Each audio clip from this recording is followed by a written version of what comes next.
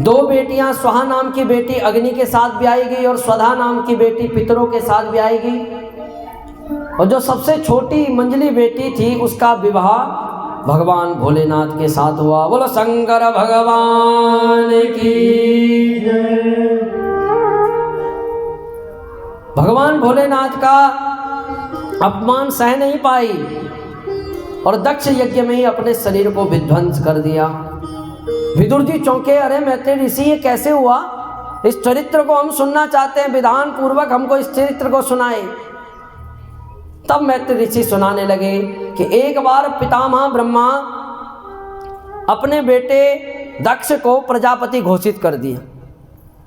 जब प्रजापति बना तो अहम से भरा हुआ दिव्य एक महोत्सव हुआ, समारोह हुआ, सारे देवी देवता सब बुलाए गए उसमें। जैसे ही दक्ष उस समारोह के अंदर प्रवेश करा दक्ष ने, तो सारे देवी देवता खड़े हुए, पर 3 देव खड़े नहीं हुए, ब्रह्मा, विष्णु और महेश। परंतु ब्रह्मा जी को देख करके तो चुप हो गया, क्योंकि पिताजी थे। नारायण को देख करके भी चुप हुआ। पर जैसे ही भोलेनाथ पे दर्शन गया तो भोलेनाथ को देख करके बुद्धि खराब हो गई दक्ष की। बड़बड़ाने लगा, श्रूयताम ब्रह्म हर्त्याया सहा देवा जहागना साधुनो ब्रुवतो वृत्यम न ज्ञाया नृतस्वा। कि भाई किसी भी सभ्य समाज में कोई भी असभ्य व्यक्ति आकर के बैठ जाए तो पूरे सभ्य समाज को धूमिल कर देता है, दक्ष कहता है। अब एक दूसरे की तरफ सारे देवता देखने लगे कि असभ्य किसको बोला भाई। दक्ष कहता है कि तुम एक दूसरे की तरफ क्या देख रहे हो?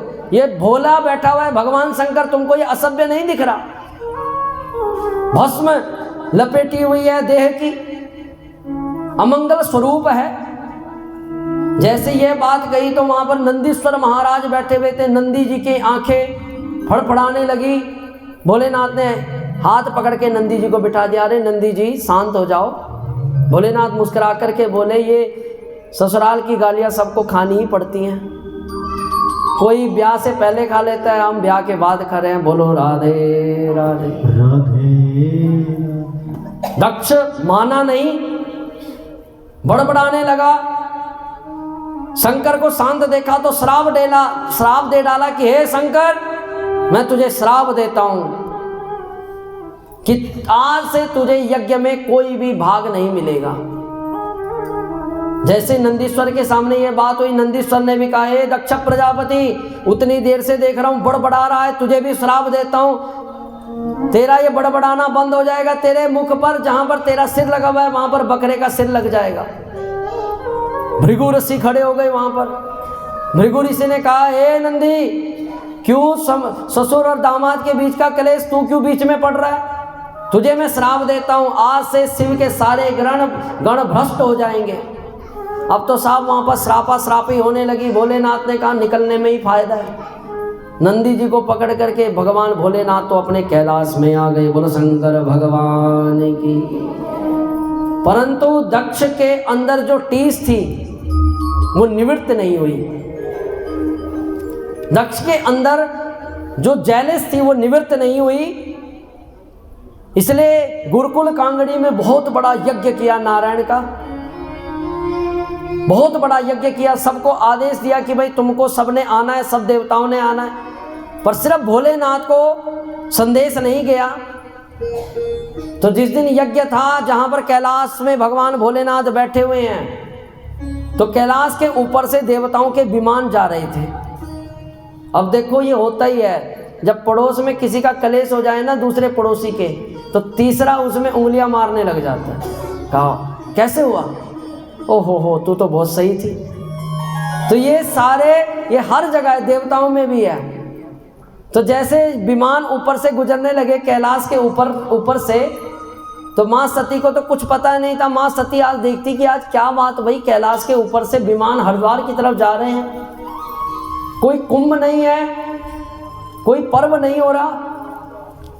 एक देवांगना को ऊपर से रोका, देवी जरा सुनना, आप कहाँ जा रहे हो? कहा माँ सती, आपको पता नहीं आपके पिताजी ने बहुत बड़ा यज्ञ रखा है गुरुकुल में, कांगड़ी में, आपको संदेश नहीं आया? बेचारी सती टूट पड़ी अंदर से। अरे पिता, इतना बड़ा यज्ञ रखा गया, मुझे पिताजी ने याद नहीं किया, मैं तो बहुत प्यारी थी भगवान की और अपने पिता की। परंतु उस देवांगना को जाहिर नहीं होने दिया। कहने लगी ना ना बहन, मैं तो सोच रही थी, मैंने जाना है, हमें भी संदेश आया हुआ है। कहते हुए तुरंत भोलेनाथ के पास आई। सोचने लगी कि भोलेनाथ को कहती हूँ, पर मुझे पता है मेरे भोलेनाथ बिना संदेश के जाने वाले नहीं हैं। सोचने लगी कि प्रयास करके देखती हूँ। तुरंत भोलेनाथ के चरणों में आके कहने लगी, प्रजापतिस्ते स्वसुरस्य सांप्रतम नर्यापितो यज्ञमहोत्सवा किला वयं च तत्राभिरराम वामे यद्यार्थितातां विबुधां व्रजान्ति। भोलेनाथ महादेव, बुरा मत मानना, माताओं के पास शैली होती है बात करने की, अपना काम निकलवाने की शैली होती है। स्वामी जी ये बैठे हुए हैं, वाणी इतनी प्रिय और मधुर हो जाएगी जब तक काम नहीं हुआ। जब तक आपके पास जो आपने डिमांड करी, जब तक वो मिली नहीं ना, तब तक वो इतनी मधुरता। और जो कहीं स्वामी जी ने गलती से मना कर दिया तो तब देखो वो मिठास पता नहीं कहाँ चली जाती है। तो ऐसे ही सती कह रही है कि स्वामी आपको पता नहीं है, भोलेनाथ तो जानते ही थे सब कि इतनी मिठास क्यों आ रही है जीवा पर। भोलेनाथ कहते हैं कि भाई क्या हो गया सती, आज बड़ी मीठे मीठे बोल रही है। कहा महाराज आप जानते नहीं हो, आपके ससुर जी ने बहुत बड़ा यज्ञ किया। भोलेनाथ कहते हैं कि कोई संदेश आया? तो सती कहती है महाराज हम रहते ही कैलाश में, यहाँ तक डाकिया पहुँचता ही नहीं है, ठंड के बेचारा ठंड में आता ही नहीं है। मुझे विश्वास है मेरे पिताजी ने संदेश भेजा होगा, परंतु डाक इधर उधर कभी हो जाती है, इसलिए संदेश पहुँच नहीं पाया। स्वामी बहुत समय होगा अपने माता पिता से ना मिले हुए। उस यज्ञ में मैंने सुना है कि मेरी सारी 15 बहनें आ रही हैं, बहुत समय से मिलन नहीं हुआ। स्वामी यदि आप कहो तो हम चलते हैं। भोलेनाथ कहते हैं कि देवी देखना, एक बात याद रखो, हमें वहाँ जाना चाहिए जहाँ लोग हमको देख करके गदगद हो जाएं और हम उनको देख करके गदगद हो जाएं। बिना न्योते के कभी नहीं जाना चाहिए। वहाँ कभी ना जाओ जहाँ हमको देख करके लोग मुंह मोड़ने लग जाएं। सती कहने लगी कि स्वामी आप कहना क्या चाहते हो? तो सारी राम कहानी भोलेनाथ ने सती के आगे प्रकट कर दी। बोलो शंकर भगवान की जय। जब सारी राम कहानी, तो सती कहती ओहो महाराज, जवाई जी और ससुर जी का बहुत बड़ा युद्ध चल रहा है और हमको पता ही नहीं। भोलेनाथ तुम जाओ ना जाओ पर मैं तो जरूर जाऊंगी। आगे ना अपनी बात में, भोलेनाथ तुम जाओ ना जाओ पर मुझे जाने दो, मैं जरूर जाऊंगी। भोलेनाथ ने बहुत समझाया पर सती मानी नहीं। भोलेनाथ सोचने लगे कि शायद कर्म बलवती है, कर्म बलवती है शायद। ये साइलेंट कर, तो आंखें बंद करके भोलेनाथ ऐसे करके बैठ गए। सती कह रही है कि महाराज मैं जा रही हूँ। भगवान चुप बैठे हुए। सती जैसे ही जाने लगी तो सोचने लगी कि अरे एक बार मना करके देखती हूँ भोलेनाथ को, मेरे आशुतोष प्रभु हैं, शायद मान जाएंगे। तुरंत वापस आती है, भोलेनाथ के चरणों को दबाने लगती है। भोलेनाथ चलो ना, बड़ा मन है मेरा। पर भोलेनाथ शांत बैठे हुए। क्रोध से बोली अब भोलेनाथ वापस आने वाले नहीं हो, फिर मत कहना कि। पर अब तो सती ने रुकी नहीं और सीधा जाने लगी। भोलेनाथ एक आंख खोल करके देखते अब तो सती आगे चली ही गई है। बोलो शंकर भगवान की। तुरंत नंदी जी को बोला जाओ नंदी जी, माता सती को दक्ष यज्ञ में छोड़ करके आओ, रक्षा भी करना, क्योंकि भोलेनाथ को तो सब पता ही था। नंदी जी कहने लगे अरे माता आप अकेले मत जाओ, मैं खड़ा हूँ, आप मेरे ऊपर बैठो। साथ में नंदी जी और साथ में सारे भूत गणों की सेना माँ सती के साथ यज्ञ में पहुंच गई। जैसे यज्ञ में पहुंचे तो माँ सती के ना आने का सबसे ज्यादा दुख था सती की माता को, प्रसूति को, क्योंकि परिवार में जो सबसे ज्यादा प्रेम होता है वो होता है माता का। माता के लिए 5 उंगलियां बराबर ही होती है। एक पे दर्द होगा तो उस पे भी उतना ही दर्द, दूसरे पे उस पे भी उतना ही। तो जैसे ही सती प्रसूति मैया से मिली, प्रसूति मैया को बड़ी शांति मिली। सती कहने लगी माता मैं आपको प्रणाम बाद में करूंगी, पहले पिताजी से मिल के आती हूँ। प्रसूति रोकी रही थी, इतने में दक्ष यज्ञ में वो सती पहुंच गई। सादर भलहि मिलहि एक माता, सादर भलहि मिलहि एक माता, भगनी मिली बहुत मुस्काता। इसलिए जैसे ही दक्ष यज्ञ में वह सती प्रवेश करी तो सारे देवता जो कभी दंडवत नमन करते थे मां सती को, सब ने मुंह मोड़ दिया। दक्ष ने भी देखा तो दक्ष भी मुंह मोड़ करके स्वाहा स्वाहा वसटकार करने लगा। मां सती को बड़ा दुख लगा, हृदय में बहुत दुख लगा सती को कि आज ये मेरे साथ इतना निराकरण हो रहा है।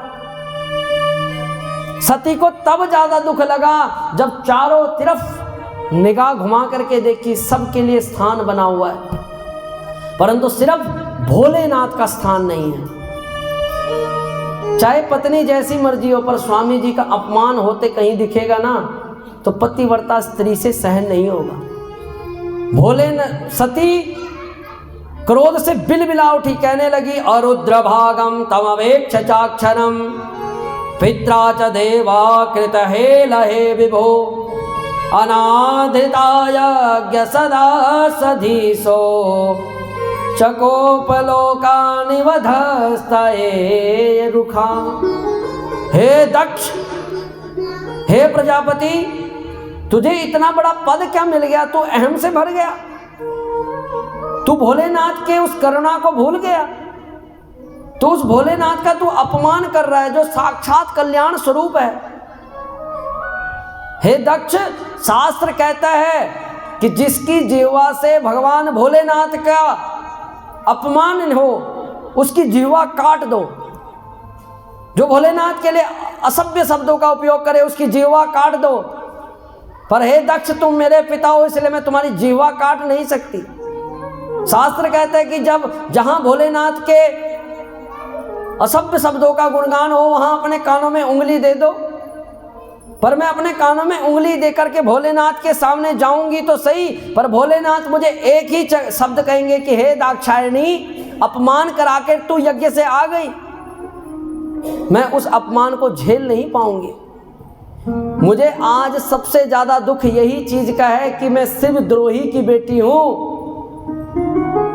मेरे अंदर शिवद्रोही का रक्त बमन कर रहा है, इसलिए इन कानों ने शिव के द्रोह को सुन लिया, इसलिए ये शरीर अब रखने लायक नहीं है। तुरंत अस्तो वपन्नामिदं कलेवरम धारयिष्ये शितिकंठ गर्विना, जगत मोहोदा विशुद्ध मंदो, जुगुप्सितो धरणम प्रचेता। तुरंत सती वहीं पर बैठी और अग्नि का ध्यान करते हुए पूरे शरीर पे अग्नि धधकने लगी।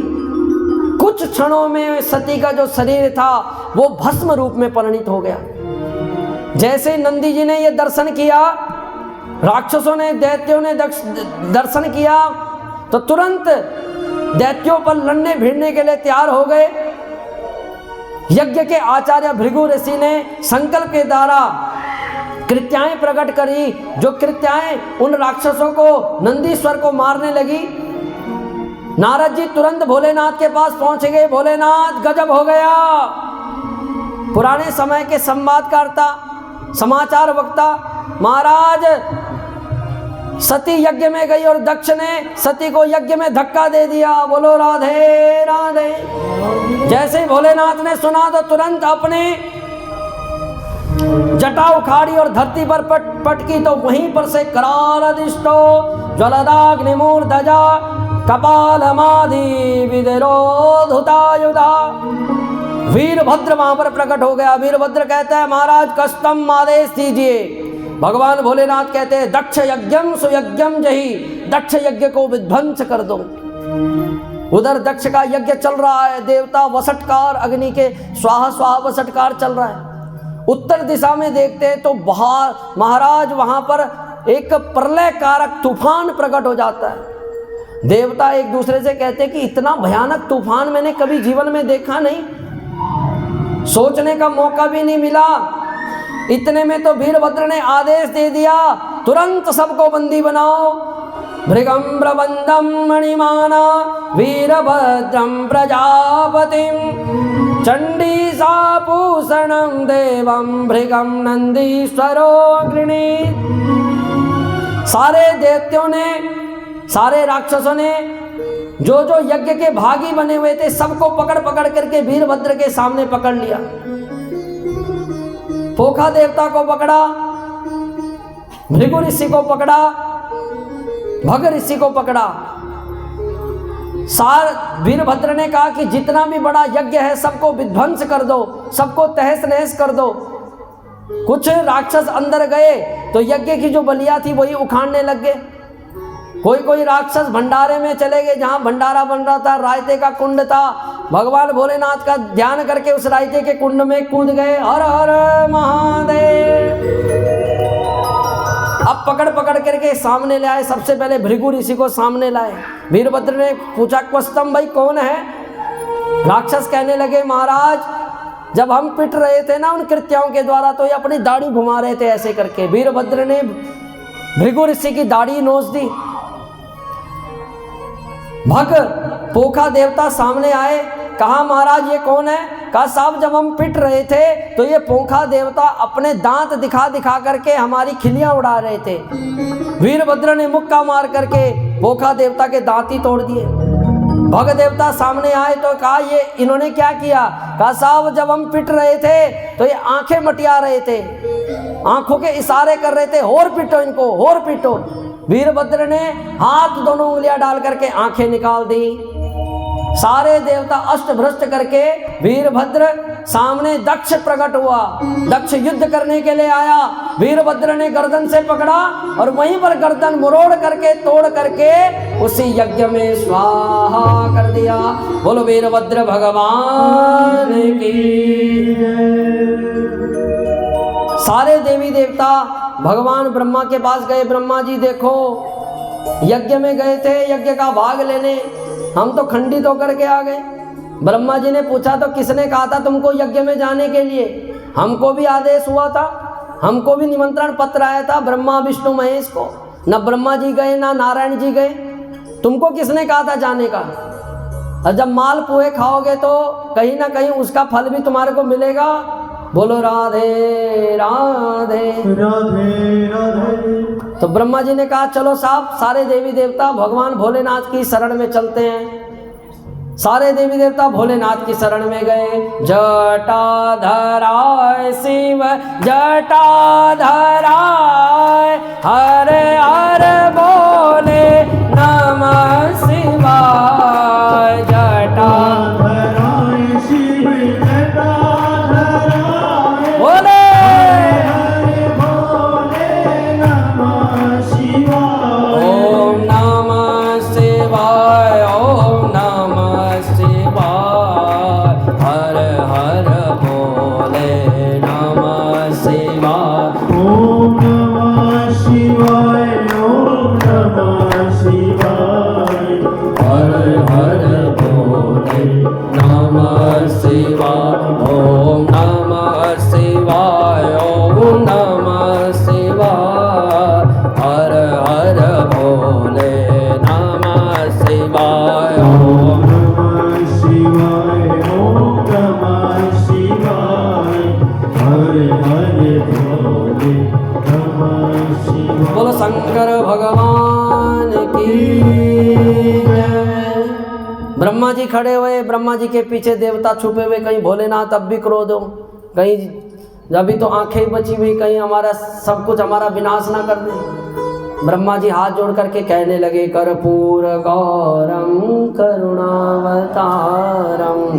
संसार सारम भुजगेंद्रहारम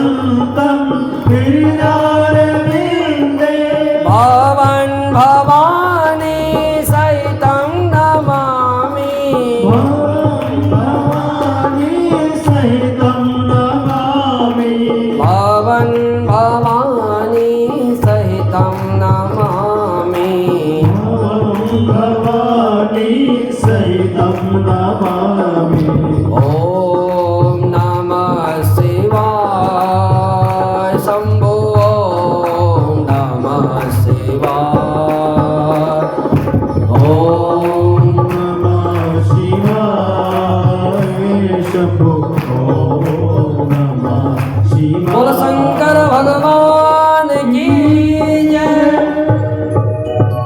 भोलेनाथ ने जैसे ब्रह्मा जी को देखा, ब्रह्मा जी को प्रणाम किया। ब्राह्मणम शिरसे नित्यम अष्टनेत्रम चतुर्भुजम। ब्रह्मा जी आइए आइए महाराज। ब्रह्मा जी हैरान, महाराज जी आपके अंदर तो क्रोध होना चाहिए। भोलेनाथ ने कहते हैं कि भाई मैं तो त्रिकालज्ञ हूँ, मुझे सब पता था, सब पता था, मुझे सब बोध था। जो भक्त थे भगवान के, एक दृष्टांत आता है, समय नहीं है, भागवत मंदाकिनी बहुत तीव्रता से भाग रही है। ब्रह्मा जी हाथ जोड़ करके कहते हैं महाराज ये देवता बिना पूछे यज्ञ में गए, अपने अंग भंग करके आ गए। भोलेनाथ ने कहा आगे बुलाओ। सबसे पहले भृगु ऋषि, भृगु ऋषि को बोला बोलो क्या मन की बात है। भृगु ऋषि कहते हैं महाराज दाढ़ी पे हाथ फेरने की आदत थी, बात बात पर दाढ़ी पे हाथ फेरता था, महाराज आज दाढ़ी नहीं है। भोलेनाथ ने कहा जाओ आशीर्वाद देता हूँ, पूरी दाढ़ी नहीं मिलेगी, सिर्फ ये फ्रेंच कट तुम्हारे को मिलेगी। इसलिए आजकल जो ये फ्रेंच कट है ना, जो आजकल बनी हुई इतनी इतनी रखते हैं, यहाँ यहाँ यहाँ, ये सब उसी समय का ट्रेंड है। बोलो शंकर भगवान की जय। भग देवता सामने आए। हाँ भाई भग देवता, पोखा देवता। कहा महाराज दांत, मुंह में दांत भी नहीं रहे। कहा दांतों की कोई जरूरत नहीं है, सत्तू घोल घोल कर पियो। भग देवता सामने आए। कहा तुम बोलो। कहा साहब जी आंखें ही नहीं है, कहाँ से देखे। तो कहा मित्र वरुण की आंखों से तुम्हें दर्शन होगा। अब सब देवताओं ने हाथ जोड़ करके प्रार्थना करी, हे भोलेनाथ अब चलो यज्ञ में महाराज। सो खाई, अब आगे खाई तो राम दुहाई। आगे से नहीं होगा महाराज। कहा आगे से हम होने ही नहीं देंगे, तुम्हारा सारा कल्याण कर दिया। कहा महाराज अब यज्ञ में चलो, यज्ञ को परिपूर्ण करो। कहा महाराज हमको भाग ही नहीं मिलना, हमने यज्ञ में जाके क्या करना। सब देवताओं ने एक स्वर से कहा कि ए सते रुद्र भागस्तो यदिक्षस्तो धरस्य वे यज्ञस्ते रुद्र भागेना कल्पता मध्यः शुचि। यज्ञ में जो अवशेष सामग्री होगी उस सब पर भोलेनाथ का अधिकार होगा। जब यज्ञ करते हैं ना माताओं, जब कोई घर में हवन होता है तो इधर उधर जो भी हवन सामग्री गिरती है या कोई भी उसका शेष भाग बनता है, चाहे कुछ भी कुछ भी, तो उस सब पर भोलेनाथ का अधिकार होता है। भोलेनाथ ने कहा कोई बात नहीं, जो मिला साहब अपने राम उसी में सुखी। चलो साहब यज्ञ में चलो, जजमान को बुलाओ। कहा साहब जजमान तो ये सामने पड़ा बिना धड़ का, बिना सिर का, ये धड़ धड़ पड़ी। भोलेनाथ ने कहा जाओ इसके सिर पर बकरे का मुख लगा लो। बकरे का मुख लगाया तो भोलेनाथ की प्रार्थना, भगवान की स्तुति करने लगा। भूयानुग्रह अहो भवत कृतो दंडस्यो मया भृतो यदपि प्रलब्धा न ब्रह्म बंधु सचवा भवग्ना तुभ्यं हरे साकृत ए धृतव्रतेषु। भोलेनाथ से कहता है दक्ष मन ही मन की है भोलेनाथ, आपने मुझे दंड देकर के मेरे ऊपर बड़ा अनुग्रह किया। जब बच्चा बिगड़ जाता है तो माँ उसको दंड देती, पिता उसको दंड देते हैं, तभी वो सुधरता है। मैं भी अहम से भरा हुआ था, यदि आप मेरा इस अहम को ना तोड़ते तो महाराज मैं कितना बड़ा पाप कर लेता। इसलिए आपका मेरे ऊपर ये श्राप नहीं है, ये मुझे दुख नहीं है, मेरे ऊपर आपका अनुग्रह है। अब जैसे ही मुख से बोलने लगा तो बोल तो सकता नहीं था, क्योंकि मुख किसका था, यदि कथा में ध्यान होगा तो किसका मुख था, बकरे का। तो बकरा कैसे बोलता है, ये देखो।